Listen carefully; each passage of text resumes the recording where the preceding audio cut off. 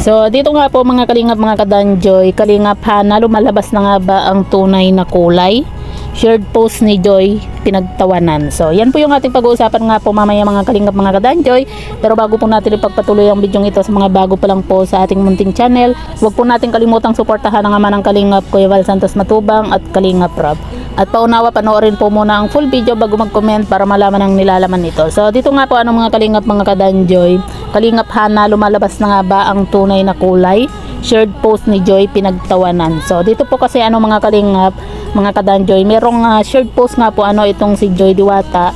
At ang shared post nga po niya dito ay never feel guilty for setting boundaries that protect your peace. So yan po yung shared post nga po ni Joy Diwata nga po, at merong emoji po itong si Hana, si Kalingap Hana nga po, kumbaga dalawa po sila eh. At yan nga po, meron po siyang emoji nga po na nakatawa nga po. At yung isa nga po na naka-emoji din po na nakatawa nga po ay itong si Hearty Maribasa. At dito nga po mga kalingap, mga kadanjoy, hindi po natin alam kung bakit ang emoji ni Kalingap Hana ay nakatawa nga po, na wala naman pong nakakatawa dun sa shared post po ni Joy Diwata nga po. Siguro kung mga random people lang po yung nag-emoji po ng tawa, kumbaga hindi natin mapapansin or parang wala lang po pero dahil nga po sa isa po sa kalingap yung nag-emoji nga po ng tawa, at kapatid pa po ni Kalingap Dan, makakapag-isip ka po talaga na kung bakit ang emoji po niya ay tawa dito nga po sa shared post po ni Joy Diwata.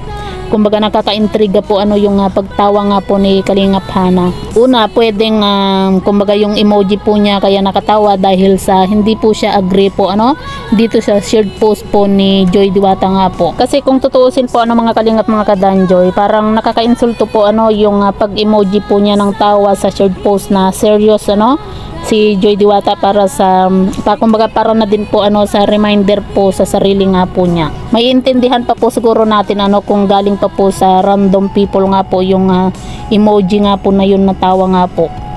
Kumbaga hindi po siya nakakainis at hindi rin po nakaka-intriga, di ba? Pero kung galing sa isang kagaya po ni Kalingap Hana nga po, pagkatapos ng nangyari sa Danjoy, makakapag-isip ka po talaga at maiintriga po. Maiintriga ka kung bakit ganun po yung emoji niya na tawa nga po dun sa shared post. Kumbaga lumalabas ang tunay na ugali po ni Kalingap Hana nga po, na kung dati mabait siya dito kay Joy, o di kaya kung dati mabangong po itong si Joy sa kanila di ba, nung okay pa po yung Danjoy nga po, pero ngayon wala na po yung Danjoy, ganyan na po sila dito kay Joy Diwata nga po. Parang si Medit lang po noon, di ba? Nung okay pa po ang Dandit, mabango po itong si Medit po sa kanila. Tapos nung si Joy Diwata na po yung partner nga po ni Kalingap Dan, sinisiraan na po itong si Medit nga po, di ba? Kasi naman po mga kalingap, mga kadanjoy, parang nakaka-insulto naman po talaga yung pang-emoji po niya ng tawa, na wala naman pong nakakatawa nga po o baka gusto po ni Kalingap Hana na sumikat at pag-usapan din di ba? Kumbaga nag-iingay kaya ganun kumbaga gusto rin siguro niyang mapag-usapan siya. Kasi 'di ba, alam naman po niya na mainit-init pa po yung issue sa Danjoy, tapos makikisabay pa siya sa issue. Yan, nagkamali lang ng pindot o sadya? 'Di ba?